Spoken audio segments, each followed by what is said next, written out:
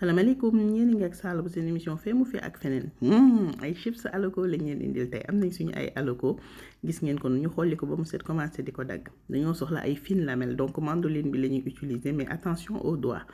voilà buñ ko daggatee ba pare gis nga ko noonu surtout ci fin bi il faut faire très très doucement parce que mandoline moom dafa ñëw man dama ko ragal mais foog ñu am aloko bu dëgër pour que gis nga ko mu am tenue suñ ko daggatee voilà am lamelle yu nice ñu teg dëwlin pas mu sens mu tàng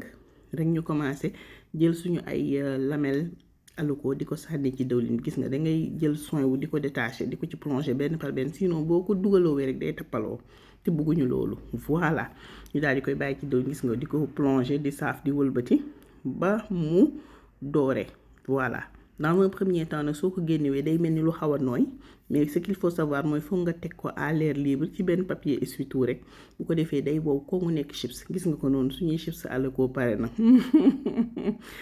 aloko chipsam dama ko bëgg daanaka su ma demee Abidjan moom lay dundee j'adore trop te gis ngeen ko yomb bay bëgg a dee la def ku mu neex nga xorom man xorom mu ma ko nii laa ko bàyyi et j'aime bien bu ko defee nag ma leen di ñaan ngeen dem abonné ci sama compte YouTube mën ngeen ko jaaree ci TikTok bi lien bi mi ngi ci sama bio merci d'avoir suivi bisous.